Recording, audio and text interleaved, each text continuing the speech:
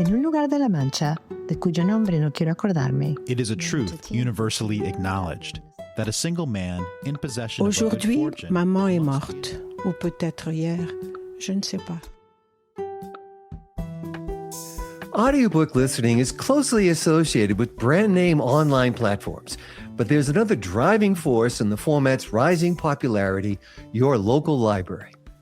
Welcome to Why Libraries Matter in the Audiobook Era from the Spoken World.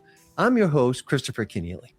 Thank you for joining me today for a special live podcast on LinkedIn Live. Whether you're a librarian, publisher, educator, parent, audio professional, or a passionate reader, today's discussion will offer insights on what the future holds for library audiobook programs and audiobook audience growth. The Spoken World is sponsored by Penguin Random House Audio, the team behind some of the most talked about audiobooks in the industry. Subscribe to The Spoken World at spokenworld.media, and you can also follow the show and me here on LinkedIn. Audience feedback is an important part of this discussion. After I speak with my guests, we will take audience questions. There are two timely reasons today for looking closely at how libraries and librarians are helping to build and sustain the audience for audiobooks. June is Audiobook Appreciation Month, and 2026 is the 150th anniversary of the American Library Association, which holds its annual conference this week in Chicago, starting Thursday. According to the new Audio Publishers Association 2026 Consumer Survey, published earlier this month, nearly half of listeners have borrowed audiobooks through a digital library app.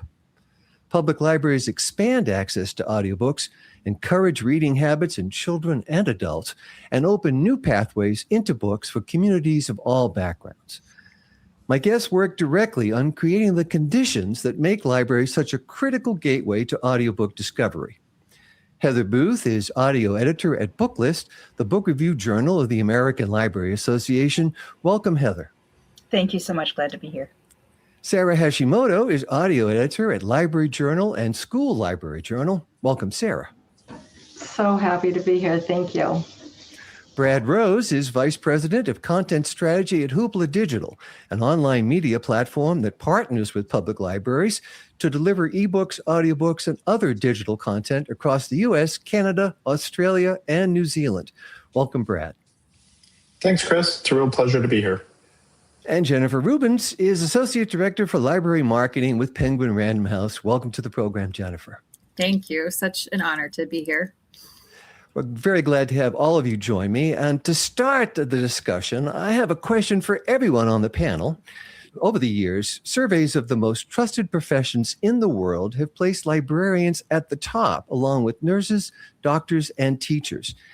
That trust is an important part of what drives so many people to the library as a source for audiobooks. But as a practical matter, I want to ask each of you how you work with libraries to help librarians fulfill that responsibility. What do librarians do to prepare? How do you help them? What factors do they consider? Heather Booth with Booklist. Yeah. So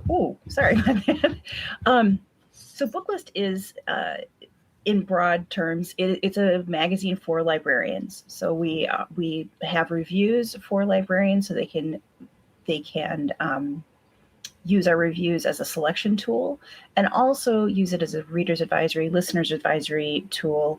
And we have all kinds of lists and things like that to provide curation for audiobooks.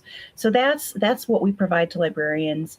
In terms of there's an educational bit in terms of creating a vocabulary that librarians can use when they're talking with patrons about what type of audiobook they're looking for, what type of listening experience they're interested in, and also just bringing to the fore books of note, audiobooks that should definitely be on the radar, which might not be just an audio version of a bestseller. There are so many wonderful exclusive audio first titles coming out that you're not going to see at the airport bookshop because it's only in audio.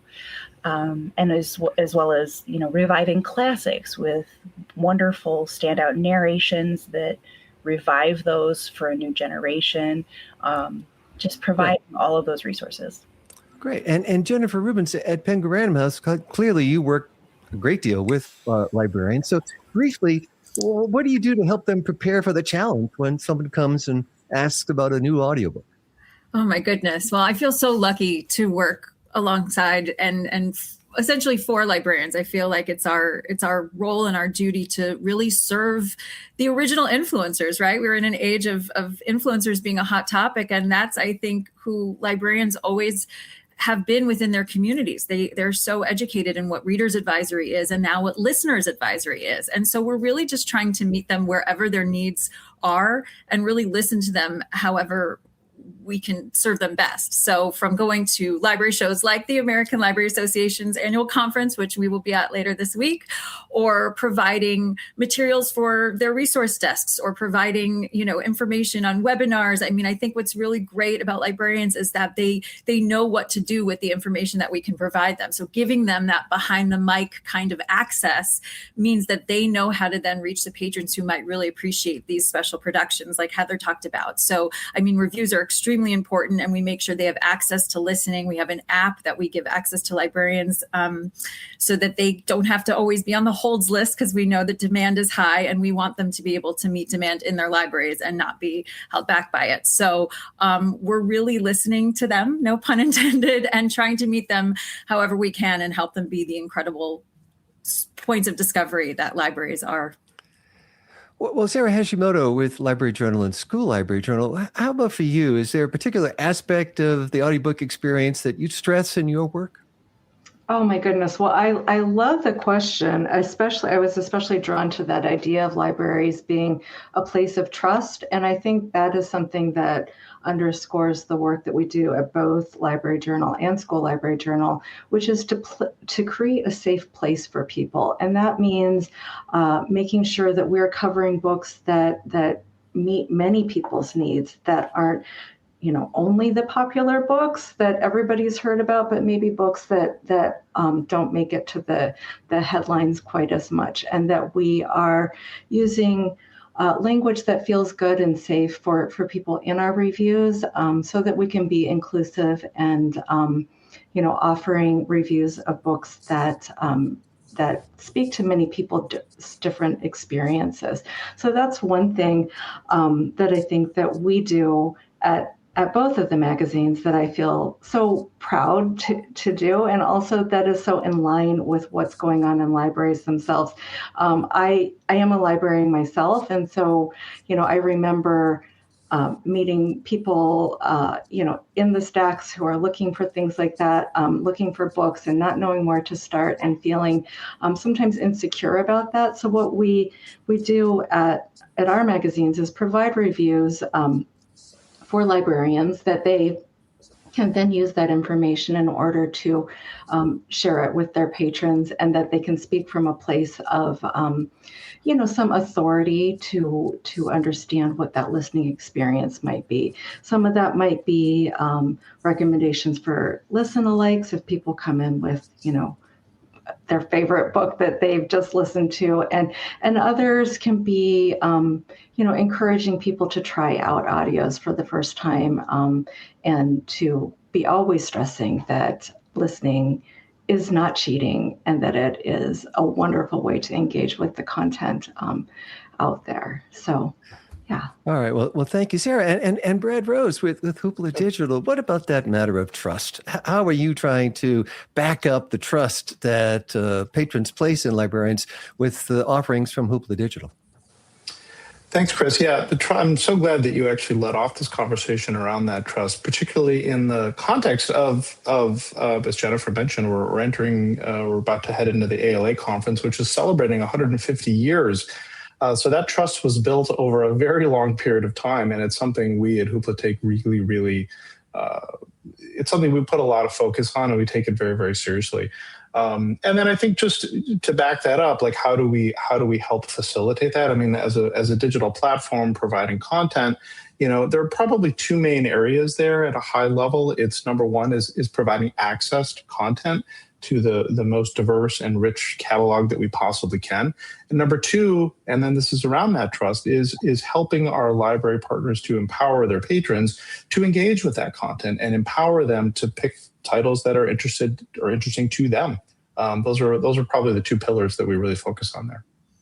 All right. Well, Brad Rose, I want to continue with you and focus on your work. We'll come back to the other panelists in just a moment. But Brad, at this online media platform, Hoopla Digital, you work with libraries. It's quite different than simply a physical collection today. And libraries, therefore, are acting as discovery engines for all kinds of digital content, including audiobooks. So how do you work with librarians to encourage them to help readers explore and experiment and really get beyond the first level of titles and really understand better the tremendous offering that's available?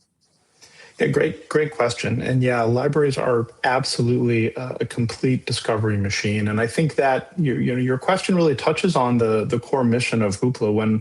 Way back in 2013 when we launched, the whole concept was, how do we drive discovery? How do we recreate? Again, this is a little more in the earlier days of digital and library digital. How do we recreate that experience of walking through the library stacks or walking through a bookstore, right? Just being able to freely pick books off the shelf, pick up a new author, a new genre, and something new, and just engage in that experimentation. So that's always been the core. And if you fast forward as to how we're trying to fulfill that mission, it really comes down to choice. So we offer all of the major licensing models to libraries, and they can pick and choose which one works best for their particular needs or their particular titles or their particular communities. But the real discovery at Hoopla, and where we found that we really have a great deal of success, is in the pay-per-use model. That's really our core model. And just to give you a sense of how that has impacted particularly audiobooks, if you look at just what's happening on Hoopla year to date, so our catalog is probably right around 400,000 unique titles that are available to any library that works with Hoopla. But year to date, we've had around 280,000 unique titles that are checked out. And so to us, we feel like that's how we're helping to fulfill that mission and engage with the diverse needs of each library's community, because you've got that richness of catalog. So yes, we work with, thousands of publishers and thousands of authors, and, we're happy to have all the big New York Times bestselling authors. That's great. And we have lots of them, but we also support independent press, university presses, independent authors, because with over 200,000, unique titles being checked out, people really go deep into the library, and that's the environment that they trust. That's something we're really proud of. Right. So with that richness of catalog that you're speaking about, Brad Rose, are we entering a period with audiobooks where libraries are really influencing listener behavior on the same level maybe as publishers and platforms do? That's a great question. And Jennifer mentioned this earlier, like we always think of libraries as like the ultimate influencer. It feels like influencers are kind of a new social media kind of a thing, but they've been around a long time. And I'm fortunate enough in my career to have sat in an audiobook publisher's chair and worked with, retail platforms and library platforms and all, across all different models. And I can say definitively, yes. I think your question is, can libraries really move the needle? Absolutely. Particularly for emerging authors, for independent authors. I mean, it is the place for discovery. It's that safe space where patrons can engage freely in different genres. You can try things without any risk, right? And so, yeah, I do think that we've seen authors and publishers really increase their audience, because you've always, whether it's print or audio, you always want to go where your readers are or your listeners are, because they're in many, many different places. And we're all about connecting the reader or the listener with the right book or audiobook. And with regards to trust in libraries, parents certainly place a great deal of trust in libraries when it comes to choosing what their children will read or listen to. And so I wonder whether, your work there enabling libraries to shape those early listening habits has brought up anything that libraries are doing particularly well that others in this audiobook ecosystem might learn from. Yeah, the kid space is really interesting in libraries because it has always been important. I can't think of any other organization outside of, of course, schools, right, that are promoting and engaging with literacy efforts, particularly early literacy efforts, more than public libraries. Whether that's story time, readers advisory, and the trust piece that we've talked about so much. I mean, I my own memories of walking into a public library branch and browsing through the kids section. So it's just an integral part of what they do. And in the audio space, particularly now in digital, and we're starting to see some really interesting movement there, not just in digital. Of course, you've got some physical audio, whether it's, Yodo players or other pre-recorded MP3 players. I mean, that's really interesting and exciting. So I do think there's a lot of engagement, and you've got a rich audience of families and kids in a trusted environment. It's the perfect place for audio publishers that are working in the kid space to really dive in, learn about the space, engage. There are all kinds of ways to plug in, and it's a real focus for us. And we've seen a lot of success in the space overall, and you see that even with some of the APA data that came out, I guess a month or two ago around that. We're starting to see a little bit of an uptick in the kids audio category, which is super exciting for us. All right. Well, thank you, Brad Rose, Vice President of Content Strategy at Hoopla Digital. And thank you all for being with us for Why Libraries Matter in the Audiobook Era, a live podcast from the spoken world. Now, I want to welcome back Jennifer Rubens with Penguin Random House. Jennifer, thank you for being here today. And you've worked extensively with libraries to help expand availability of audiobooks and their use. It's such a dynamic space. We take for granted digital collections, but CDs at one point, and certainly we've moved from urging people to try audio to helping them answer the question, what should I listen to next? So looking back on that progression and your work, how have the roles of libraries and librarians changed as well?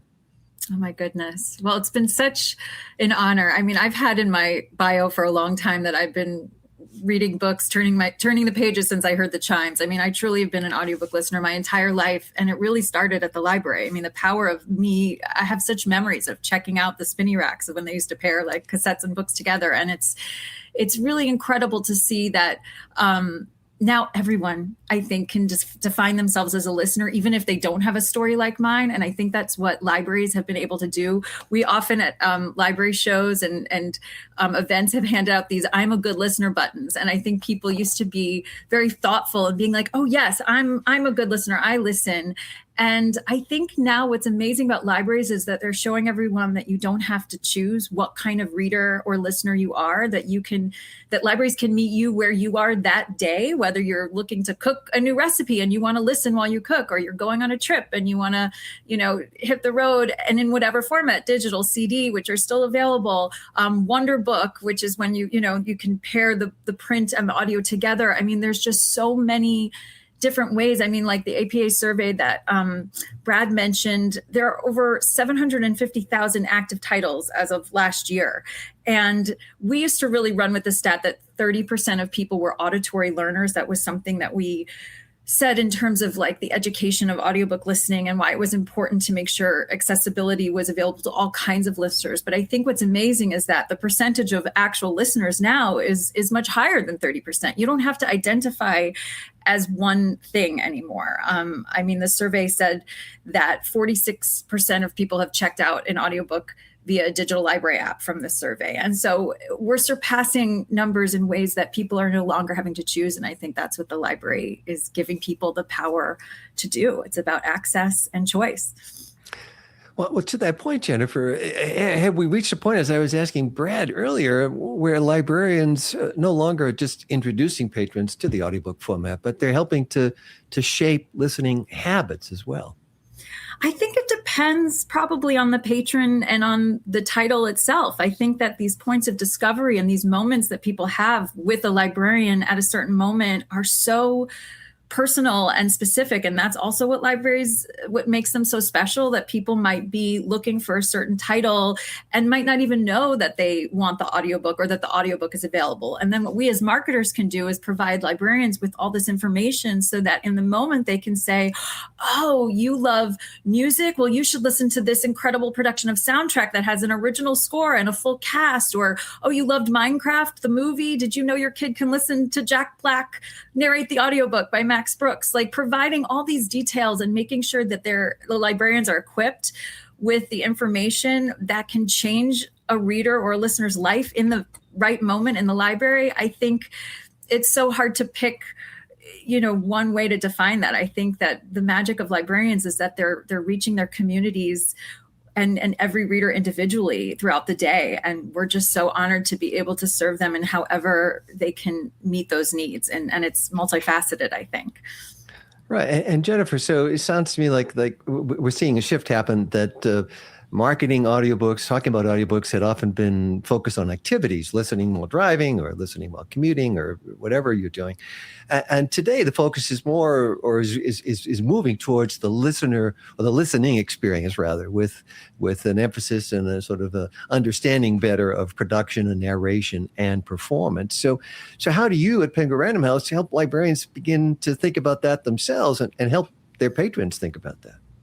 Well, I think what's amazing about librarians is that they know what reader's advisory is, and that translates to listener's advisory. So similar to what was spoken about earlier, as Sarah said, like when you're in the stacks and someone doesn't know what to read next, the power of connecting those dots for a listener when it comes to education about narrators, like, oh, you loved this book read by, Julia Whalen, you loved all the Emily Henry, books, you might want to try this next one that she reads by Jojo Moyes. Like they can connect things on a level that's just, not just about genre, but certainly can be about genre. I mean, there's just so many different categories. I feel like it's a series of exciting nesting dolls where you can keep peeling the layers back and finding more ways to get someone excited about what to listen to next, even if they didn't know exactly how to find it. Let me ask you finally about children's audiobooks, and particularly something which I think a lot of parents listening right now will identify, which is the wish to have their children engaged in something with other than screens. And so audio allows for that, and that's important. And I would imagine is something that Penguin Random House is aware of and is helping to promote as well. Yes, I mean, our listening library audiobook program within Penguin Random House Audio is such a proud legacy of our production history. And we've got so many amazing productions for kids. And what's really incredible too is to see the power of librarians in that space. I mean, the Odyssey Award, which I'm sure perhaps we'll touch on later, was established in 2008. And it really, I think, to put audio on the same level at the Youth Media Awards with, the Newbery and the Caldecott and all these awards that I knew growing up, and then to see that audio stands up there too as an important thing to recognize within children's literature, and to make sure that, that librarians are listening on committees to these productions and being aware of what is out there for kids and what's, appropriate for different age groups and what's, special about different productions. I mean, there's just so many different important avenues for kids. And it's so interesting to have sort of like we talk about, our audiobooks cheating, and audiobooks are not cheating was a huge campaign for us for a really long time. And that phrase really resonates very strongly with people. And I think it still does, but it's so nice to be able to move beyond it in this, audio renaissance, and to recognize that like we're understanding that it's all reading, and we're all getting the reading comprehension, and we're ending up in the same place essentially when we get the story together. And it's such a shared moment for families too, to be able to listen in different contexts, whether at bedtime or in the car. I mean, and also the power of choice. I mean, sometimes even after I finish reading books to my own kids, I'll hear like the Wonder Book go on, and I'll know that my kid is listening to another book even after we're done reading together. It's really empowering for children to be able to listen whenever they can and without a screen. It's amazing. Well, I like that, especially Jennifer. I remember that experience with my own daughter, listening together to things. It was always a really great time for us both. So thank you, Jennifer Rubens, Associate Director for Library Marketing with Penguin Random House.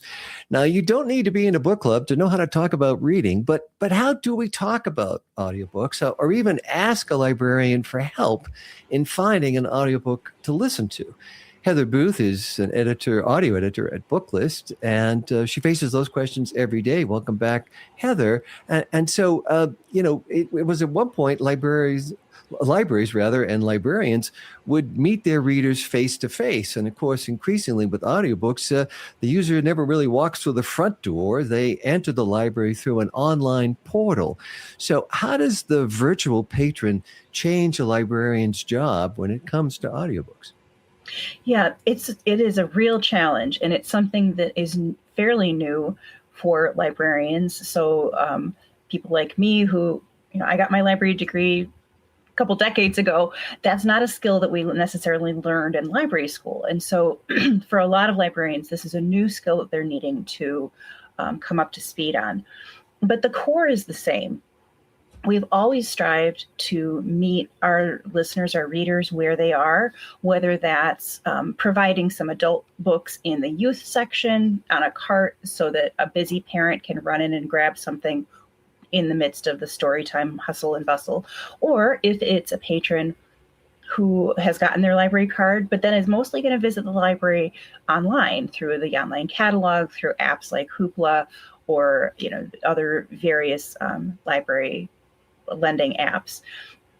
And at that point, it's about curation. So librarians need to take the information that they have through their own self-study, through reading reviews, through listening to audiobooks themselves and drawing conclusions through awards like the Odyssey Award, and creating a package, essentially, and making sure that that package of information is available where their patrons are. Maybe it's on the website, maybe it's through specialty lists that they're able to upload to platforms like Hoopla or Libby or things like that. And it's also through the way that they present themselves in the community, making sure that every time that there's a book discussion title selected, that there are audiobook options available when people come in to pick up their title, making sure that when they do a summer reading list, there are audio options that go along with the theme. And so, yeah, it really is a challenge, a new challenge, but I don't think anybody went into librarianship because there weren't challenges, because life wasn't, every day presents a different situation. And it's also letting us, it's an opportunity for us to go back to something that librarians love, which is data, and looking at the circulation data and using that to really inform selection, really inform the lists. We get to see through checkout data and circulation statistics, what are people listening to? We love to have those face-to-face conversations, but we don't necessarily need to have those conversations to start shaping our collection in a way that works for our community. And Heather Booth, so book reviews traditionally focus on writing, of course, but audiobook criticism is going to address performance and pacing and production. So how does your work help librarians to develop their own vocabulary for evaluating and discussing audiobooks? That's such a great question, and it's something that I really enjoy in the work that I do at Booklist. My background in librarianship is in reader's advisory, so helping people find the right thing to read at the right time that's the right thing for them. And I take the same approach in the Booklist reviews. So we really strive to help our reviewers understand the vocabulary of audiobooks, understand when it's important to discuss tone, pacing, accents, what the listening experience is like. Is it a narration where you really do hear the narrator's unique voice throughout the entire work, as you might with a storyteller, or is it something where it's more of a single narrator with a multi-voiced approach where each character has its own well-crafted and consistent sound?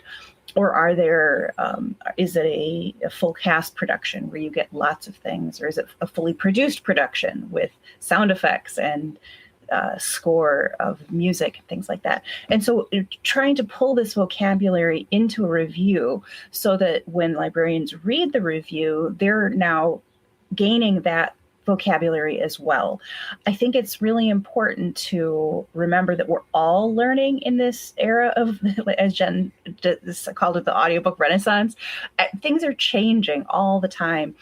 Jen mentioned the Odyssey Awards. So the two titles that are winning the Odyssey Awards this year, one is a picture book about Cherokee stickball, where part of the recording was done with children playing this game, and a graphic novel based on, it's a graphic history, essentially, graphic novel history called Trans History. So those are two types of audiobooks that certainly weren't winning awards 10 years ago and might not have even been conceived of 10 years ago.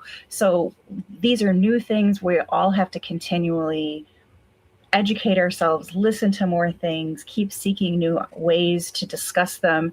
And I think sharing with each other is really important. And that's why I think conversations like this are so great. We get to talk to each other about what we like, what we don't like, just making sure that the audiobooks are part of the conversation of all of the ways that we acquire story. And audiobooks are one way.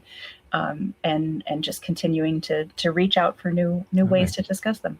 Right. Well, Heather Booth at Booklist, I really like the idea too of pairing up the book on a summer reading list with the audiobook. I think that's a great way to reinforce the experience of reading. And so thank you very much. And Sarah Hashimoto, as audio editor with Library Journal and School Library Journal, you're likewise helping to define how libraries think about audiobooks and listening itself. So I wonder if you can help us understand sort of some of the challenges that librarians are facing. Today's tight library budgets are well known to us all, and it forces difficult choices. So your own editorial work helps librarians make decisions around curation and collection. So do you approach that role now? I should say, how do you approach that role now at a moment when audio production has just exploded? Oh, it's such a good question and such a tough question. I wish that libraries everywhere had unlimited budgets, but they do not. And so tough decisions need to be made at the collection development level. So we know that, and our magazines are intended, they're geared toward librarians to help them make those tough decisions. So, some libraries are able to participate in consortiums, and so they have maybe a greater range of books that they can offer their patrons, and then others are smaller and don't have the same kind of capacity. I think that what I feel really excited about doing is highlighting some titles that for libraries that maybe they wouldn't have come across otherwise, that maybe aren't on lists of standing orders and things that people will automatically be ordering, but special things that I'm excited to get out there and shine a light on. And that's when we are able to do that, I feel so excited because I know that librarians are confronted with so much information and so many lists and messages and things like that it's hard to keep track of them all. And audio is kind of still a realm where some people they haven't maybe had that kind of training in library school, and so they maybe need a little extra support there. And so being able to find those books, those special things that and just kind of sing their praises and tell them what they're about, that's really, I feel really excited about that. And I feel like that's doing a service for them. But also, I just wanted to say one more thing, which is that I think that can go for the range of publishers that are out there. It's really exciting to see how many different types of productions are out there. When I started doing audiobooks, it was kind of like just a word for word reading of the book, which is actually fine too. I'm not saying that's not, but now there's a lot of different approaches. Heather was talking about a graphic novel. I remember when graphic novels were only available in print And when they started coming out in audio, and how exciting that was to be playing with sound effects, and how can we translate into audio, so you're still getting the book, but you're also getting the audio is just as good as the book. They might be different, but they offer a lot of merit on either side. And so so kind of there's like different publishers and stuff that are out there as well. And so being able to celebrate their work and draw attention to that is it's such a thrill. And so that's how we approach that and try to do our bit to help. And so finally, Sarah Hashimoto, does that mean that you've had to really develop your own vocabulary around these issues, and then, as a consequence, pass that along to librarians? Your critical vocabulary is changing, is what I'm asking. Is that right? Oh, definitely. It's always such a good reminder to me when I talk to people who are just getting into audiobooks, and I realize that I'm using these words that, aren't necessarily comfortable words for everybody. And that's like such a good reminder to me that there is a real language around this and a real way to be thinking about and evaluating audiobooks. So obviously, we'll be thinking about title and author and that sort of thing. But, what does it mean to have a multicast performance?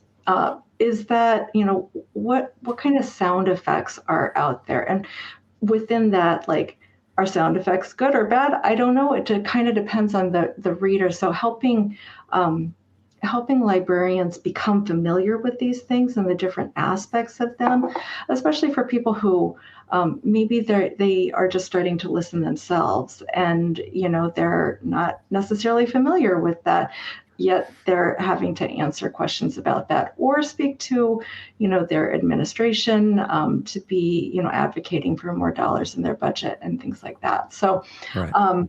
I think and librarians, of course, are active in all parts of this. I really do appreciate the discussion about digital audio, because I think that it does there's still ways to advocate and to be highlighting things and to be talking about things, but in the digital realm, it does change it up a little bit. So I think even more than ever before, it's so important to be highlighting these things about books that are really cool for people to enjoy. And I always like to say too that doesn't mean that a production with all the bells and whistles and a whole bunch of thoughtfully chosen narrators, that's great, but also books with a single narrator who just really fully embodies a character or characters, that is also important too. So there's room for all kinds of listeners, and I think that being aware of that is really important. So our reviews, we try to give people that information, and then it's not with judgment, it's just putting it out there so that people can make choices for their communities. Right. Well, thank you, Sarah Hashimoto with Library Journal and School Library Journal. Why Libraries Matter in the Audiobook Era continues now with your questions and more discussion with the entire panel. I'm Christopher Keneally, host of the Spoken World podcast, but I want to follow up, Brad Rose, right now with you and ask about how at Hoopla Digital you decide which innovations to pursue. And if you do put something new on the table, how do you measure success, whether it's the app experience or service capabilities, whatever it might be? Well, that's a great question. And I think the answer is always evolving, right? I mean, we're a very fluid service, right? We're constantly listening to our library customers and partners. We listen to patrons, and we also have to pay attention to our in this case our audiobook publishing partners throughout the world, and understanding what's going on in the industry in terms of different trends, whether that means features, functionality, just engagement of the app. There's any myriad of things that we do, and your question about how do we measure success? I mean, obviously we've got to look at what's being checked out. How are patrons engaging with the app? Are they using those services? Are there things that we can do better? It's a constant state of iteration, which frankly makes it really fun. All right. Well, I want to ask everybody a question that came up on our last LinkedIn Live program, which is about the evolution of audiobooks towards perhaps more shorter forms and including as well audio first content. So I think I'd like to go around the panel here and ask about how that changes the situation for everyone. And Jennifer Rubens, do you hear about calls for shorter content and how is Penguin Random House addressing that? Well, I think that's just another great example of why libraries are so vital, because we want to make as much available in all formats as possible. So whether it's short stories or we just came out with a compilation of 25 Eric Carle stories all together in one audiobook, and making sure that's accessible to parents, because playing maybe one at a time is harder than having access to a whole catalog all in one. And so it's like shorter content, but also within the context of a longer experience if needed. So we're just trying to meet everybody where they are. And I think, obviously we've talked a lot in the past. I mean, we had record-breaking audiobooks that have been longer than something you've heard before, whether it's from Barack Obama or Barbra Streisand, and there's room for those too. So I think it's really not as much about length as much as just making sure it's all available, and people have the choice. And also now with digital, it is easier to pause and find your spot again. And so it's less of an issue, I think, too, which is wonderful. Well, it's so funny because, I think we associate audiobooks with stories, but audiobooks are also, include poetry as well. So that's a nice short form. Read by the poet, which is like an incredible experience that can elevate your initial interaction with the text on the page. Right. And Heather Booth, what is your thinking there at Booklist around how perhaps shorter forms may change the conversation, so to speak, around audiobooks?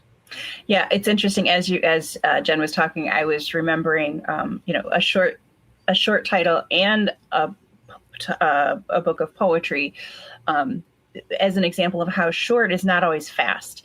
So there's recently Simon & Schuster released a volume of Patrick Stewart reading all of Shakespeare's sonnets. It's under 4 hours long, but my reviewer took a long time to review it because every word matters so much.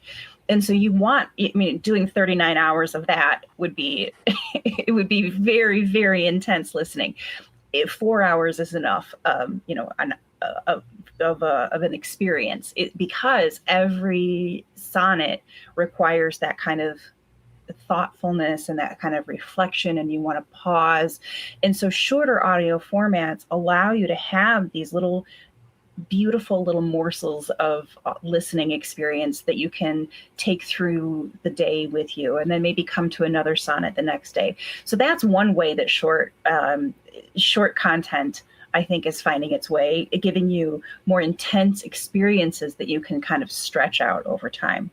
The other thing that it's doing is, I think that short audio exclusives are so much fun. It's such a different thing to do, and it's like a little Easter egg for big audio listeners to find this. Maybe it's like volume 3.5 in a series or something that you can only get on audio. And so it's like a little special prize for the audio listener, the audiobook fan, which I think is really fun. And it all comes down to what your listening experience, what you want from your listening experience. Sometimes I might hesitate to assign a title that's like, a 40-hour long history, but there is a reader out there who is eager for that 40-hour long title. And just like there is a reader who's out there just waiting to gobble up this very brief little novella that's only on audio. Right. Well, Heather Booth, thank you for that. And Sarah Hashimoto, I'm going to give you the last question here, which is about, sort of related, I think, to the different variety of formats that are available. It's important to ask about the role of small publishers and independent authors as well. And so does your work really, how much do you emphasize bringing into your work titles from small publishers, audiobook titles from small publishers, and as well as independent authors?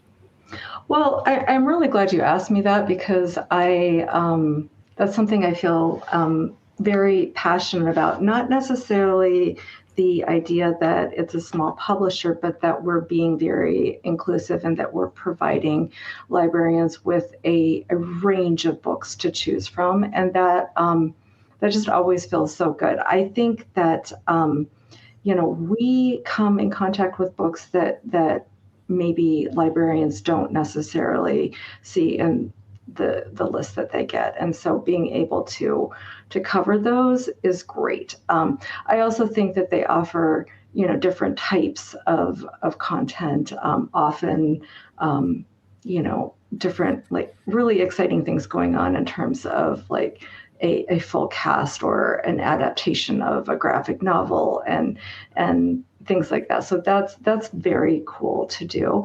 I just think that, there's so much out there right now that it is really just very overwhelming. And so being able to, just like make that available, I think is part of what we like to do in both Library Journal and in School Library Journal.